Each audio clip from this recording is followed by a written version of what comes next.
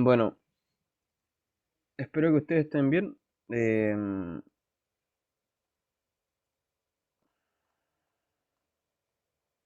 Bueno, lo último que estábamos viendo la vez anterior era sobre las funciones medibles, ¿ya? Que es cuando ahora tenemos funciones que, claro, funciones que conectan dos espacios, ¿no? De un ómega a un sigma, por ejemplo, ¿m? Conjuntos no vacíos arbitrarios, cada uno dotado de alguna sigma álgebra, ¿no? Entonces lo anotábamos así en particular. No sé, digamos una cosa así, y este es un espacio sigma con su propia sigma álgebra beta. ¿Ya? Una función de este estilo se llama medible. Cuando una función se llama medible, cuando la imagen inversa de los elementos de aquí van a parar acá, ¿no?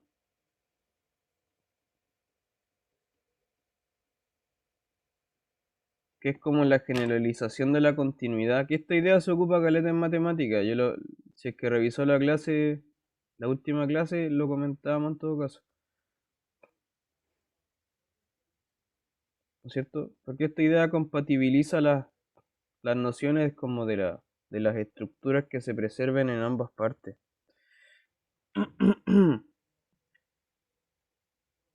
Ya, eso es una función medible. Vimos algunas como caracterizaciones. En particular me interesa harto las funciones que son Borel medibles, porque la sigma álgebra de Borel siempre es importante. En particular porque la sigma álgebra de Borel contiene la topología, y como contiene la topología, las funciones Borel medibles extienden las funciones continuas, ¿no? Que eso también lo comentábamos la vez anterior. Y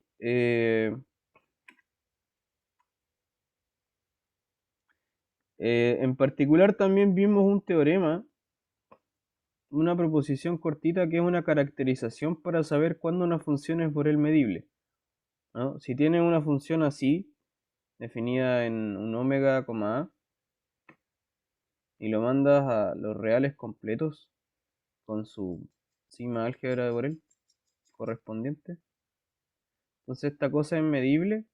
Sí, solo sí hay un criterio que es práctico para esto. Sí, solo sí. Lo que tiene que pasar es que la imagen inversa de los intervalos abiertos, como los rayos hacia el infinito, están en la sigma álgebra de partida, para todos. ¿No? Ese es un criterio un poco igual práctico para sacar una función medible. ¿Ya? Eso, más o menos, eso es lo que vimos la última vez, po, creo. No sé si se me escapa alguna cosa. No, creo que está bien. Ya, entonces, lo que tiene que saber es que las funciones Borel medible son importantes y en particular generalizan a las continuas. Todo esto nos va a servir después para definir la integral y ver qué funciones se pueden integrar, ¿no? ¿En qué sentido vamos a definir la integral también? ¿Ya? Y también tenemos que revisarlo, cómo extiende la integral que vamos a definir a la integral de Riemann. ¿En qué sentido y en qué contexto? Ya. Entonces, hay que construir algunas cositas, ¿ya? Algunas definiciones como primordiales. Más que definiciones son algunas propiedades, bueno, hay un par de definiciones, pero hay algunas propiedades como sencillas igual. Por ejemplo, bueno, usted me imagino que ya debe saber, pero podemos tomar sucesiones de funciones, ¿no? Veamos esta proposición que viene aquí. Si tú tienes una sucesión, o sea, Fn, una sucesión de funciones medibles, ¿ya? De omega, a, no me quedó muy bien esa a, y vamos a ponerle que sea al tiro así en los reales completados, de una. Una sucesión de puras funciones medibles.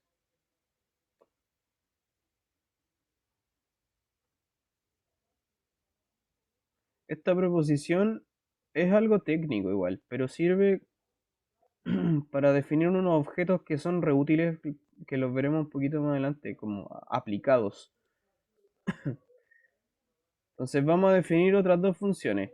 La primera es la función supremo. Desde estas sucesiones podemos definir la función supremo. La función supremo sería simplemente tomar el supremo de las imágenes de cada elemento de la sucesión, ¿no? El supremo para n mayor o igual que 1. Y también vamos a tomar el lim sup de estas cosas. La misma idea. ¿Ya? Y lo que pasa es que entonces estas funciones g y h son medibles también. Están bien definidas claramente y son medibles.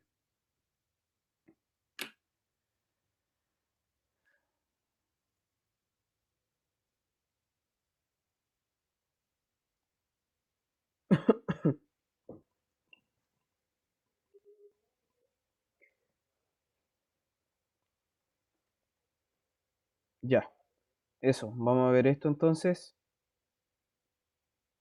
Em, Insisto que porque esto vamos a aplicarlo a otra cosa en particular y esa otra cosa la vamos a aplicar a otra cosa en particular y esa última cosa nos va a servir, de hecho, para una cosa que veremos más adelante. Pero como que todo parte de aquí. De hecho, esta proposición es un poco técnico, pero se ocupa más de una vez.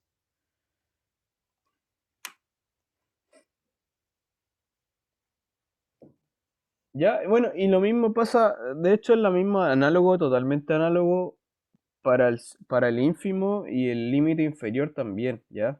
Acá está puesto con el supremo porque sí, para no hacerlo con todo, pero también funciona para el ínfimo.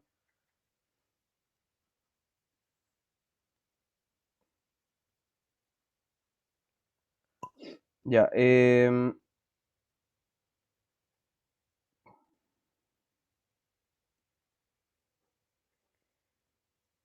entonces, bueno, ¿cómo se demuestra algo así?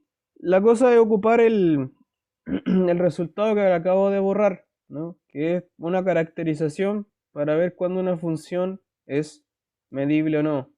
Cuando va a parar al otro lado, a los reales, o a los reales completados en este caso. Entonces, para probar que esta función g y esta función h son medibles, vamos a ocupar esa proposición. Es decir, lo que hay que hacer es tomar, primero vamos a ver que la función g es medible. Lo que hay que hacer es tomar la imagen inversa de un rayo, ¿no? Alfa infinito.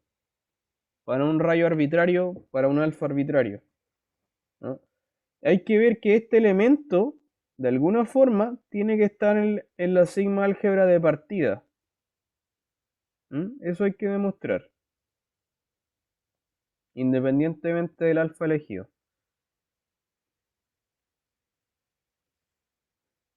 Ya, entonces, bueno, hay que hacer lo que hay que hacer. Sea alfa nr, arbitrario. Listo. Hay que hacer lo que hay que hacer. Hay que tomar esta imagen inversa y ver a qué cosa es igual esta imagen inversa. Bueno, por definición, bueno, mejor lo voy a anotar acá arriba. Por definición, ¿no es cierto?, de imagen inversa, ¿qué es esta cosa? Son todos los x que viven en omega, ¿no es cierto? De modo que g de x está en ese intervalo de alfa, infinito. Ya, pero al mismo tiempo, por definición, el g se define como el supremo de las imágenes de la sucesión.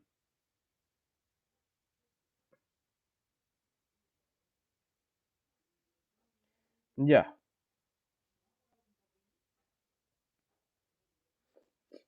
Ahora quiero que observe esto. Lo que pasa es que tengo lo siguiente entonces. Tengo que el supremo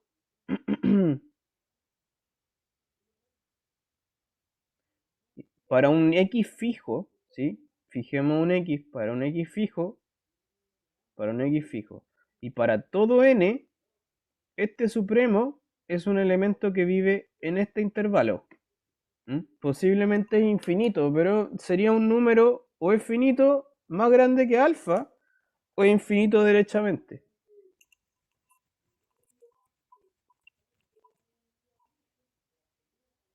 Ya entonces es un número más grande que alfa o derechamente infinito.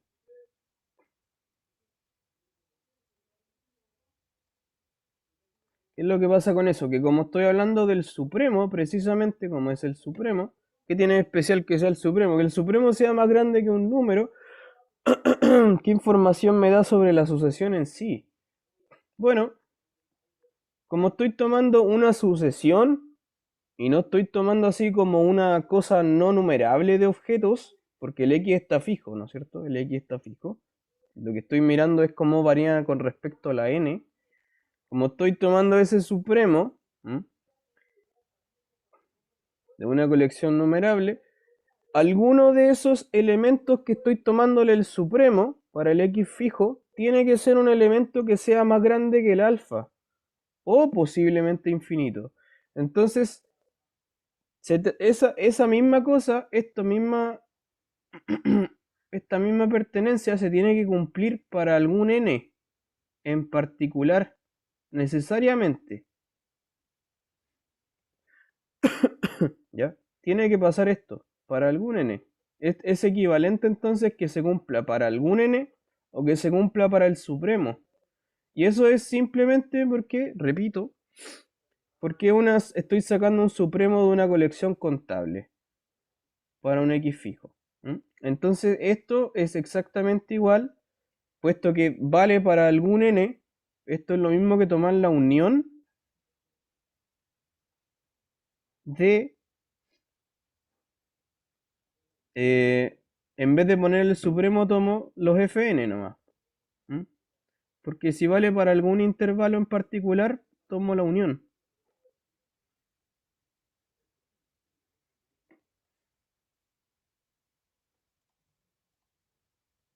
¿Ya? Lo cual es, también a su vez, esto es la imagen, es la unión de las imágenes inversas, ¿no?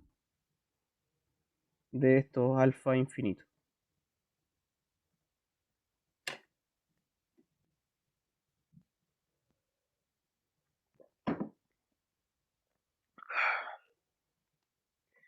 Y eso es todo. Ahí termina la demostración. Bueno, la primera parte por lo menos. ¿Por qué ahí termina la demostración? Ya no sé si tiene alguna pregunta con esto que acabo de hacer. Pero aquí termina la demostración, por lo menos en la mitad, porque lo que hicimos fue escribir este g a la menos 1 de alfa como infinito. Lo escribimos así, como esta unión contable de estos elementos. Pero estos elementos ya son todos elementos de la sigma álgebra original, porque los fn a la menos 1 ya son funciones medibles, ¿no? Entonces, estos elementos, cada uno de estos conjuntos que están aquí, todos estos elementos ya son parte de la sigma álgebra original, ¿no? Entonces, por el criterio que vimos anteriormente, eso implica que la función g es medible. ¿Ya?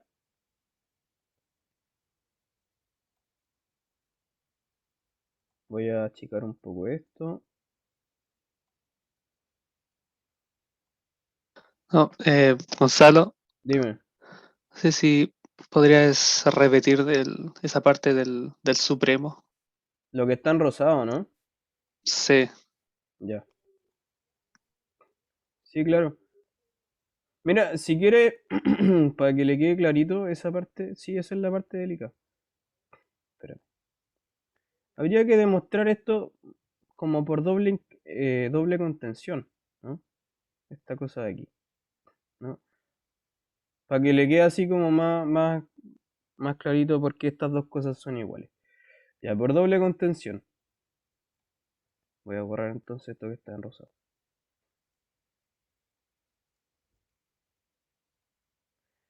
Ya, bueno, hay que probar que uno de los dos está contenido dentro del otro. Mira, eh, hay uno que es fácil. El de abajo está metido en el de arriba, ese es fácil. No sé si lo ves. ¿Ya? Primero veamos ese. ¿Por qué es fácil? Porque si aíslas en particular, tomas esto que está en rosado aquí, ese conjunto, para un n fijo, ¿cierto? Para un n fijo implica que está dentro de aquí, ¿cierto? Porque si tengo una colección de elementos y fijo ese elemento, o sea, tengo una colección de elementos y fijo uno de ellos, y yo sé que ese elemento es más grande que un alfa, en particular el supremo también va a tener que ser más grande que el alfa, ¿cierto? Eso es como inmediato. ¿Sí? Esa parte es fácil, entonces esa inclusión se cumple de hecho para cualquier n. En particular se va a cumplir para la unión, ¿está bien? La contención de abajo para arriba entonces facilita. ¿Ya? La de arriba para abajo es por lo que estaba explicando antes. Ya veamos la de arriba para abajo. Contención de arriba para abajo. Esta se debe a porque estoy tomando, insisto, tengo una colección contable de elementos. Para el X está fijo, el X da lo mismo en este momento, ¿ya? Pero estoy tomando una colección contable de elementos y a esa colección contable le estoy sacando el supremo, ¿ya? Cuando tú extraes el supremo de una colección contable, ¿qué es lo que pasa con el supremo de una colección contable? ¿Qué tiene de especial? Porque no es lo mismo, ojo, que es diferente cuando tú extraes el supremo como de una colección no contable. ¿Mm? Como que ahí pasa algo diferente.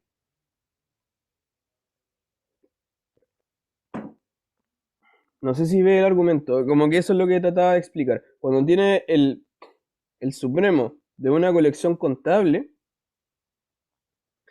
que ese supremo sea más grande que algún alfa, necesariamente implica que alguno de los elementos de la colección misma tiene que ser más grande que el alfa.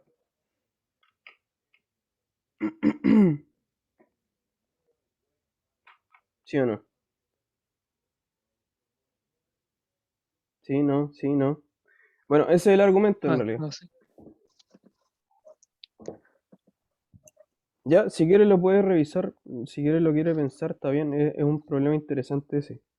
Ya, repito, tengo una colección contable. Este es un problema así como análisis uno. Tengo una colección contable de números reales.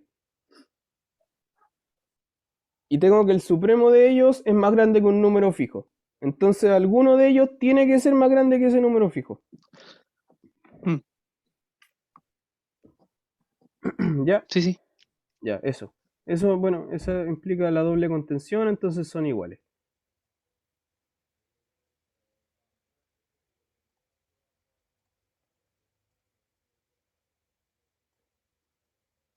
¿Ya? Entonces la función g es medible. Ya, pero si la función g es medible, todo este proceso que acabamos de hacer, todo este proceso que acabamos de hacer también se puede hacer para el ínfimo, ya que era lo que le estaba diciendo hace un ratito. Eh, ups.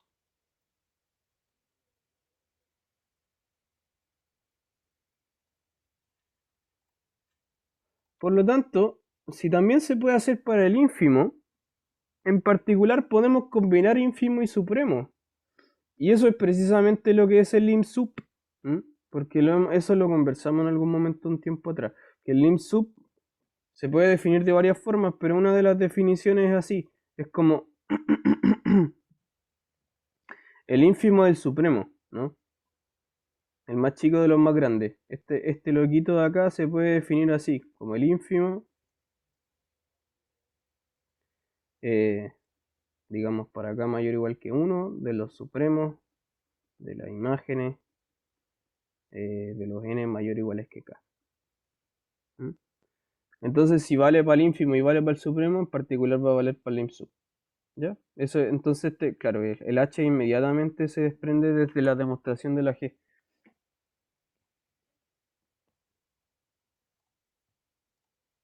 ¿Alguna pregunta más? ¿Está claro?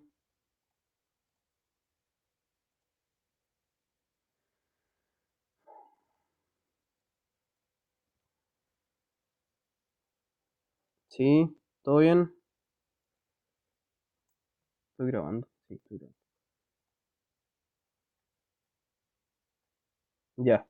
Bueno, como decía entonces, esta proposición la vamos a ocupar ahora para definir un par de funciones especiales.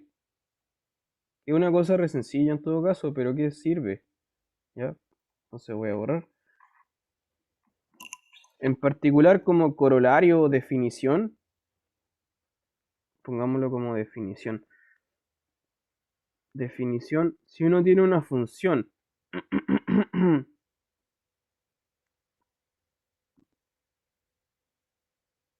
A ver, espérame. Sí, si tiene... Bueno, no, ya, corolario primero. Sí, algo anterior. En particular, si tengo una colección de dos funciones medibles,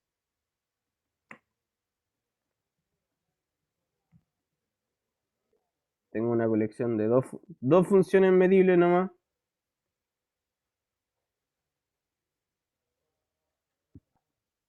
en vez de tener una sucesión infinita, tengo dos nomás,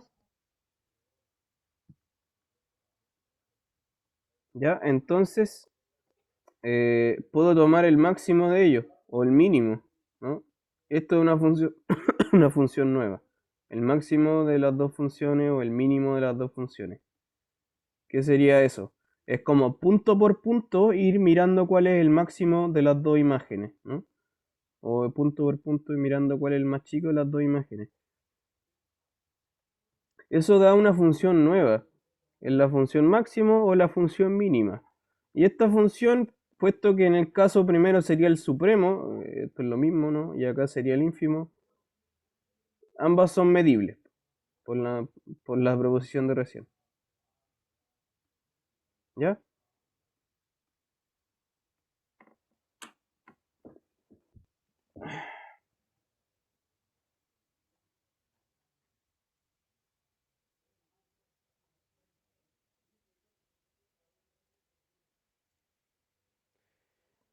Ya. En particular, claro, eso también este es un dato importante que nos va a servir para más adelante también. ¿M? La función máximo y la función mínima. Estas cosas sirven, a pesar de que sea como, no sé, algo, no sé, parece como muy simple en todo caso, pero son como construcciones que después sirven un montón como para hacer truquitos. Y en particular, que es lo mismo que vamos a hacer ahora, también sirve para algunos trucos más adelante. En particular vamos a definir una función, como que vamos a fragmentar una función en otras dos funciones, ¿ya? Entonces ahora tú tomas una función cualquiera, sea f, una función arbitraria, en un espacio medible en R barra,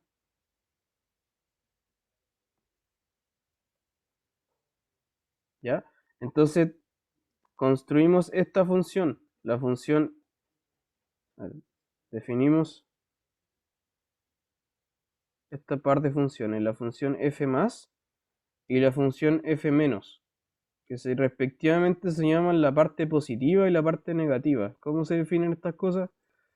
Bueno, es tomar el máximo, en el primer caso, entre la función f y la función nula, y en el segundo caso, aquí uno hace un truquito que es ponerle un menos, por una razón que veremos más adelante. Le colocamos un menos por delante y el mínimo entre f y 0. ¿Ya? Estas cosas entonces se llaman la parte positiva de la función y esto se llama la parte negativa de la función.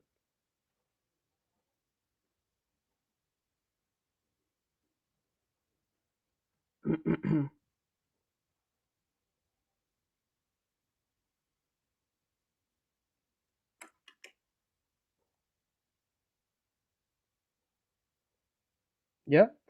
Y claramente estas dos funciones son medibles también, si es que la f es medible, la f original, ¿no? Si es que la f original es medible, estas dos son medibles.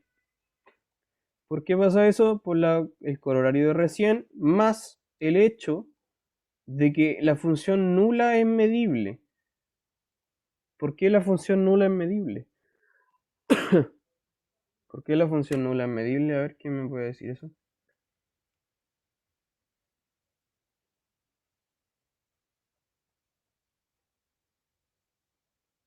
Pregunta para el público. ¿Por qué la función nula es medible?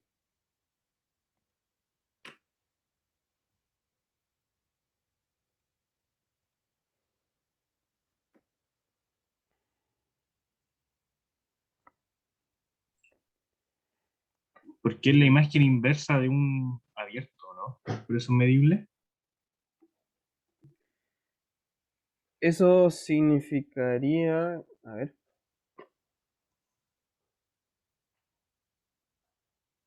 A ver, la función nula, ¿qué es? La función nula es la función que toma todo elemento de omega y la manda al cero, ¿no?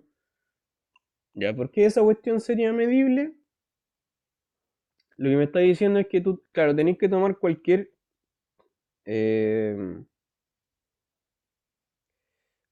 no sé, Que cualquier abierto que un me abierto, tome ¿ya? va a ser cero. Entonces,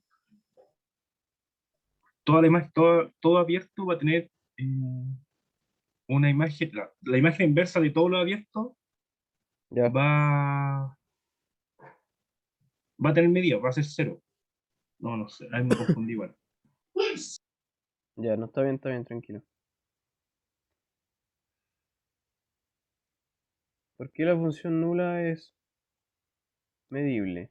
A ver, Es porque si uno toma un elemento de la boreliano ¿sí? y le saca Sí, la imagen inversa es o todo omega o vacío. claro, correcto. Sí, porque eso en general ocurre simplemente porque el recorrido es un singleton. ¿Sí? Entonces la imagen inversa, puesto que el recorrido es un singleton, la imagen inversa de cualquier conjunto que tú tomes, tiene razón lo que dice Sergio, va a ser o el espacio total o el vacío. ¿Mm? Depende si ese conjunto que escogiste contiene el singleton o no. Depende de eso, ¿cierto? Otra forma de argumentar esta pregunta es sencillamente porque la función nula es continua, ¿cierto? Es una línea continua nomás, po. Y las funciones continuas son medibles, eso ya lo demostramos.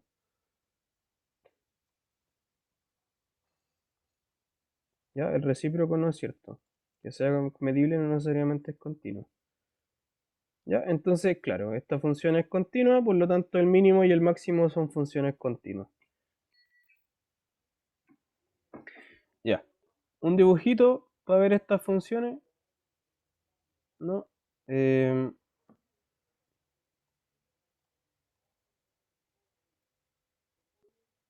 Bueno, hagamos un dibujo de la primera parte y la segunda. Si tú tienes una función f así, ¿no es cierto? Esta es mi función f. Voy a hacer con color verde la función g. Digamos que una cosa como así. No, eso no es una función. Ahí, esa es la función g. Entonces, claro, la función máximo, ¿cuál sería la función máximo, por ejemplo? La voy a hacer con rojo. Por supuesto sería esto, ¿no? Tomar esta parte, después esta parte de aquí, después esta parte de acá y después esta, ¿no? Ya. Esa sería la función máximo, por ejemplo. ¿No es cierto? Ya. Muy sencillo, es tomar siempre la parte más grande que le corresponda. Ya. Veamos ahora otro dibujo. Tengo la función f que es así, por ejemplo. ¿Ya? ¿Cuál sería la función f más? Bueno, la función f más también es muy fácil, es esto nomás, ¿no? Tomar hasta aquí. Después aquí sería cero, sería plano. Luego se queda con esta parte. Luego vuelve a ser plano en el cero. Y luego sigue con esta partecita de acá, ¿no? Esa sería la función f más. Y la función f menos no es directamente tomar la parte de abajo, sino que es toma la parte de abajo, pero como que la invierte. Por eso tiene un menos arriba al lado en el mínimo, ¿no? Por eso quiero hacerle el dibujo. Porque la función f menos igual tiene como el truquito del signo. Y entonces ahora le voy a mostrar la función f menos en este mismo dibujo. La función f menos sería aquí tomar el más chico entre la función y el nulo, ¿cierto? Con el signo menos al lado. Entonces, acá lo más chico es esto, sería plano aquí. Luego, acá en vez de tomar esta parte de acá, insisto, lo que hace es invertirlo. Hace un espejo, así, pium, y acá sería plano para abajo, acá hace un espejo, y acá sería plano de nuevo. Esa es la función f menos. Entonces, observe que ambas funciones son positivas, de hecho, o más bien son no negativas. No es como la función, la parte negativa, esta parte negativa en esta definición no es exactamente una función negativa, de hecho. Ese es el truco de cómo tomarle el signo al revés. ¿Por qué se hace eso? Lo veremos más adelante. Tiene una conveniencia que lo vamos a ver más adelante. Ya, bueno, en particular, para estas funciones, bueno, vamos a notar esas cosas. La función, estas dos funciones, f más y f menos, siempre son funciones que, bueno, están definidas en el mismo dominio de la función original, pero su imagen va a parar aquí, ¿no? De 0 a más infinito. ¿No? Ya. Y además, claro, por su propia definición, lo que uno tiene es dos identidades muy sencillas. La primera es el valor absoluto de la función. No, vamos a descomponer la función original, ¿no? La función original se descompone así, como la f más menos la f menos. ¿Ya? Y segundo, claro, ahora sí, que el valor absoluto de estas cosas es así. Ahora sí, f más más la f menos.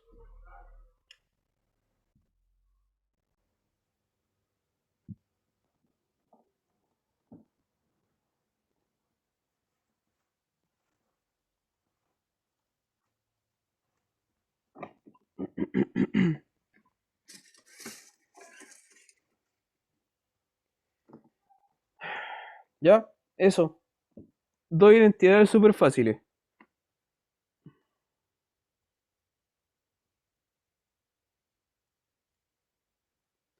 Ya. Y vamos a demostrar, además, es que mire, ocurre una cosa también interesante. O sea, como desde lo que está anotado aquí en la pizarra por lo menos. Como le he dicho, si es que la función f es medible, entonces esta f más y esta f menos son medibles. La pregunta es, ¿será recíproco esa cosa? Si es que ambas son medibles, ¿la función original será medible? ¿Ya? Repito, si es que ambas son medibles, ¿la f será medible o no? Y eso es una buena pregunta que la vamos a demostrar con un teorema más general. ¿Ya? La función f se descompone así, ¿no es cierto? Si yo sé que esta función es medible y esta función es medible, la pregunta será si es que esta función es medible también. Y están relacionadas de una forma muy sencilla, es una ecuación muy fácil. La única, entonces, ¿qué es lo que hay que demostrar? Es como que la medibilidad está bien, se comporta bien con respecto a la suma. ¿Mm? Eso hay que demostrar. Ese es un fenómeno en general. Y también de hecho pasa con respecto a la multiplicación de funciones, ¿ya? Eso da pie a la siguiente proposición.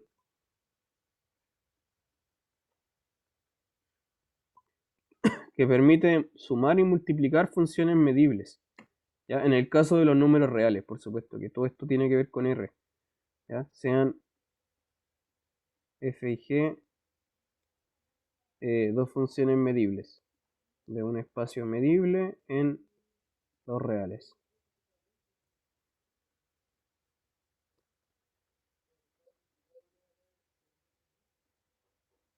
Dos funciones medibles. ¿Ya? Vamos a tomar entonces sea f una función cualquiera del producto cartesiano de R cruz R en R. Y le vamos a pedir que sea continua.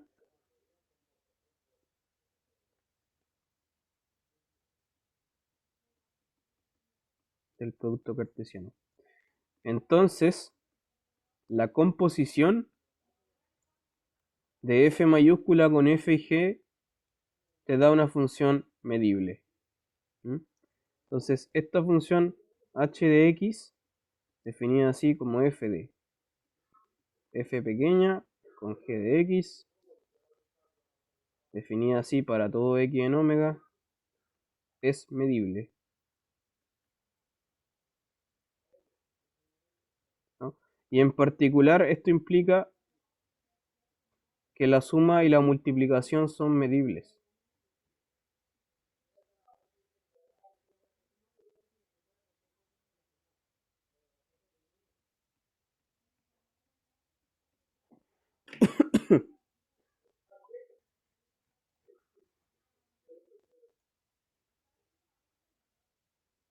¿Ya? Es como la versión más general de la suma y la multiplicación, pues, ¿no es cierto? Es como, claro, es componer ambas cosas, cómo operar ambas funciones, de alguna manera, con alguna operación que sea continua. Tiene que ser continua por lo menos.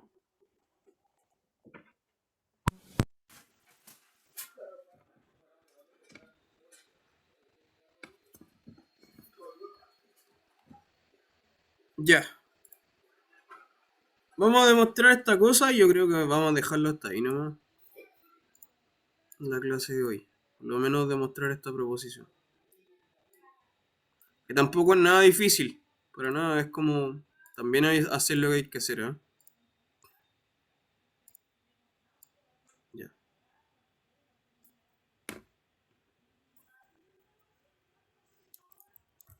Ya.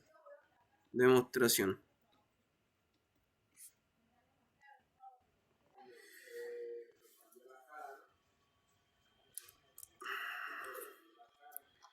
Ya, ¿qué es lo que vamos a hacer? Bueno,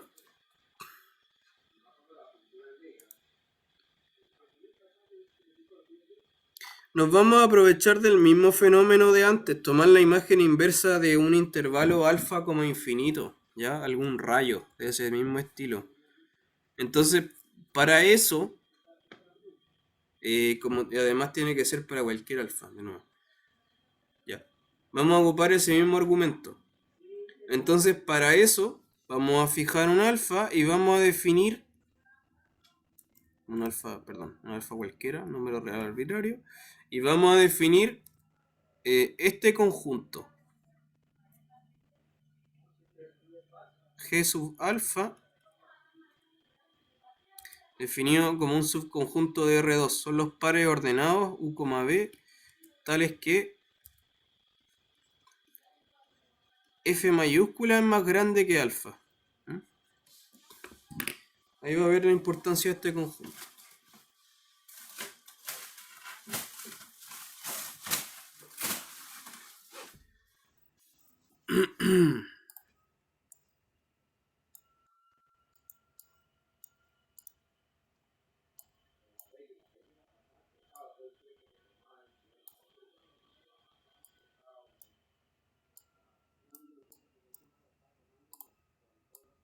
Ya. Entonces, ¿qué tiene especial este conjunto? Bueno, en primer lugar,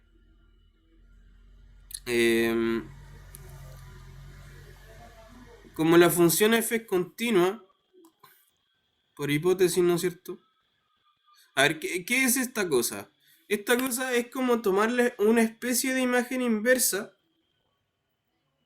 No, de hecho eso es. Es exactamente esto, ¿no? Este conjunto G alfa es tomar la imagen inversa de f a la menos 1 del intervalo abierto, alfa infinito. ¿cierto? Es exactamente eso. ¿Ya? Y lo que pasa es que como f es una función continua y ese de acá es un intervalo abierto, entonces g alfa es un intervalo, es un abierto de R2.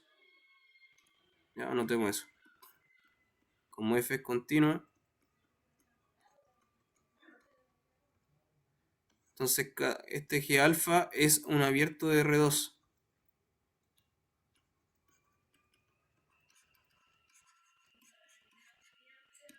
Como es un abierto de R2, entonces se puede escribir en términos de la base de la topología de R2. ¿Cuál es la topología de R2? ¿Han visto eso? Me imagino que lo vieron. La topología de R2, bueno, es la de los... Se puede pensar de varias formas, pero quiero pensar específicamente cuál es una base para la topología de R2.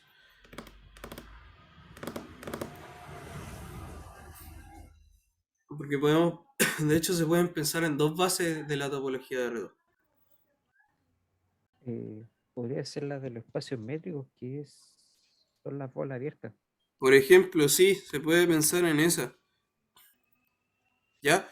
También se puede pensar en los rectángulos. Pensando, claro, en la topología producto. ¿Mm? Vamos a ocupar esa. La con los rectangulitos. ¿Ya? Pensando en la topología producto de R cruz R. ¿Sí? Porque tomamos un intervalo, hacemos cruz con otro intervalo, etc. Ya.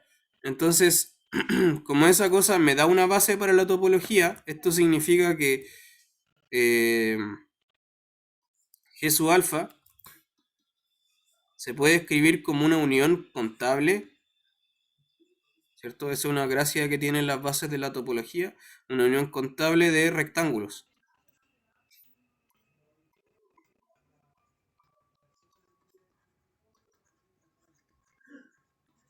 ¿Ya? Anotémoslo así. Cada Rn entonces es un rectángulo, claro, un producto cruz de intervalos abiertos. A n, b sub n, cruz c sub n, d sub n.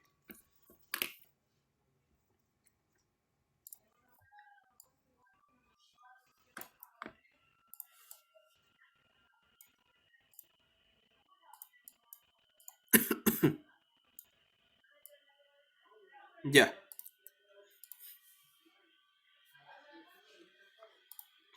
Me voy a achicar aquí. Entonces tengo esa descomposición. Y ahora, entonces vamos a tratar de mostrar que H es medible, ¿ya?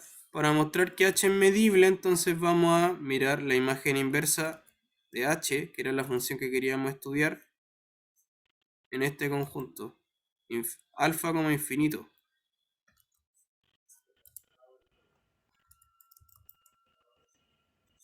Alfa como infinito. ¿Ya? Entonces, ya, bueno, ¿qué es esto? Son los elementos...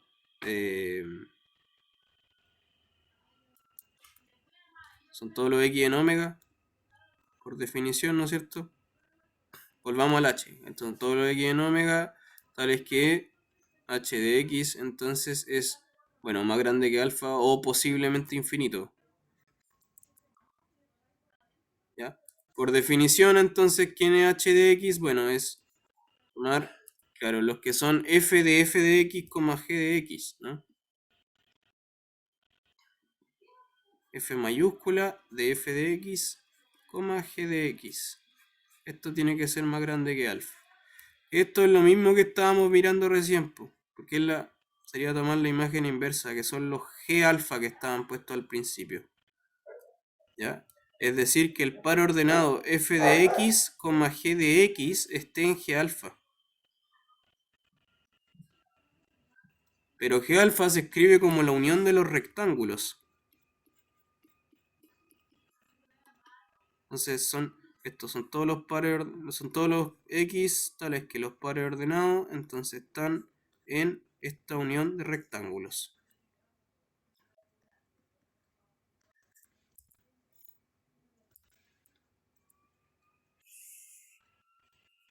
Ya. Voy a mover un poquito esto. Aquí. Ya, pero que esté en la unión de los rectángulos es lo mismo.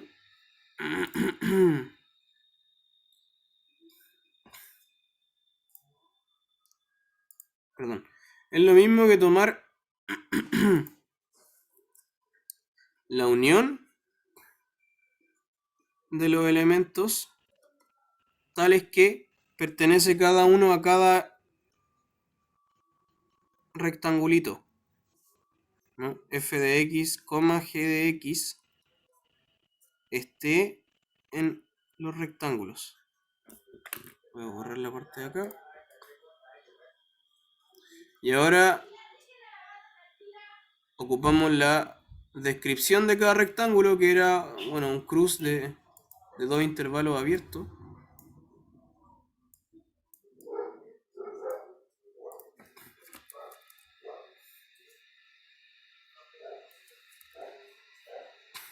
Que para que naturalmente, para que un par ordenado esté dentro de un rectángulo es porque tiene que cumplir que la primera coordenada esté en el primer intervalo y la segunda coordenada esté en el segundo, ¿no? Ambas cosas al mismo tiempo. Entonces esto es lo mismo que tener que esto. Que los x de omega tal es que f de x estén en el primer intervalo, ANBN, intersectado con los x en omega tal es que f de x está en CNTN. Entonces tengo esto, la unión de esta intersección de estos dos conjuntitos.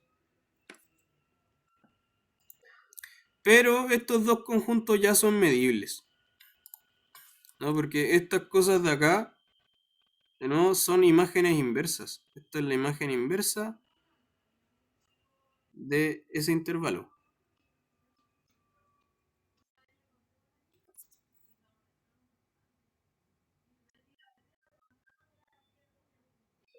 ¿No? Y este de acá es la imagen inversa del otro intervalo.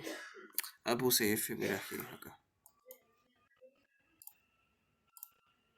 Acá en una G. Este de aquí entonces es la imagen inversa.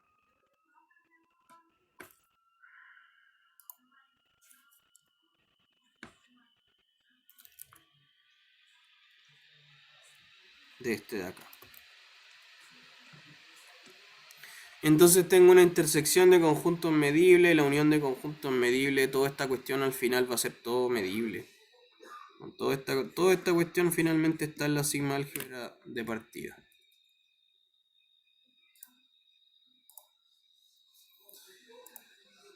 Y eso termina la demostración. ¿Alguna pregunta?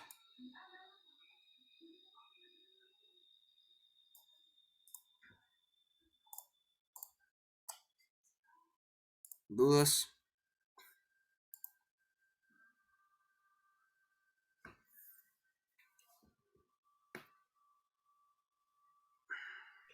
Yo no tengo profe, por lo menos. Ya.